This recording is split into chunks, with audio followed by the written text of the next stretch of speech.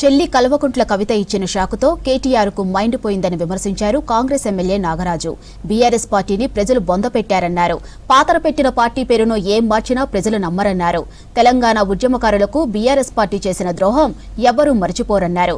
కేటీఆర్, హరీష్ రావులను ప్రజలు నమ్మరన్నారు ఎమ్మెల్యే నాగరాజు. కేటీఆర్ మాట్లాడేది బహుశా అందరు చూసుంటారు. మైండ్ దొబ్బి ఏమంటారు కదా, మైండ్ బ్లాక్ ఏదో అంటారు కదా, డైలాగ్ ఉన్నది కదా, వాళ్ళ చెల్లె ఇచ్చిన షాక్లకు మైండ్ దొబ్బి బ్లాక్ అయిపోయి ఇప్పుడు మళ్ళా బీఆర్ఎస్ నుండి టీఆర్ఎస్గా మారుస్తామని డైలాగులు కొడతాడు. సొంత ఇంటి చెల్లెనే రోజుకొక పుస్తకం పేజ్ ఒక్కొక్కటి వీళ్ళ చరిత్ర చెప్తుంటే మొహం ఎక్కడ పెట్టుకోవాలన్నా తెలియక మళ్ళా ప్రగల్భాలు ఉత్తమ కుమారునిలాగా మళ్ళీ ప్రగల్భాలు కొడుతున్నాడు.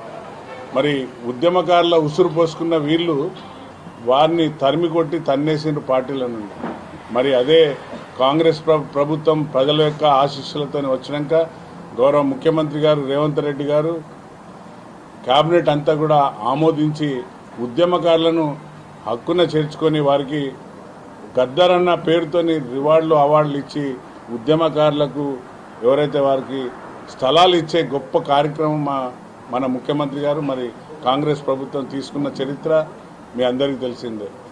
మరి ఇప్పుడు మీరు బిడ్డ ఎన్ని పొర్లు దండాలు పెట్టినా కూడా, మీరు కాళ్ళు మొక్కినా కూడా, ఎవరికి పోయి కడుపులో తలకాయ పెట్టినా కూడా ఎవరు కూడా తెలంగాణ ప్రజలు ఎవరు నమ్మరు బిడ్డ నిన్ను. ఎందుకంటే తెలంగాణ ప్రజలు కర్రు కాల్చి వాత పెడితే మీ అందరికీ తెలుసు. మన కాళోజీ నారాయణ గారు దిగవంత మహానుభావుడు గొప్ప కవి అన్నాడు, మనోడైతే ఇక్కడనే పాతి పెడతామన్నాడు, అదే పరాయుడైతే మన పొలిమేళ్ళ వరకు తరిమి కొడతా అన్నాడు. మరి మిమ్మల్ని పాతి పెట్టిన బిడ్డ ఈరోజు బీఆర్ఎస్ను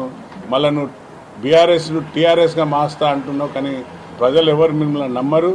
మరి మీరు దోసుకున్న ధనం తెలంగాణ ప్రజల ఉసురు పోసుకొని వారు ఎంతోమంది త్యాగాలతోని తెచ్చిన తెలంగాణను మీరు ఏ విధంగా భ్రష్టు పట్టించిండ్రో ప్రజలు గమనించే మీకు కర్ర కాల్చి వాత పెట్టిన సంగతి తెలుసు.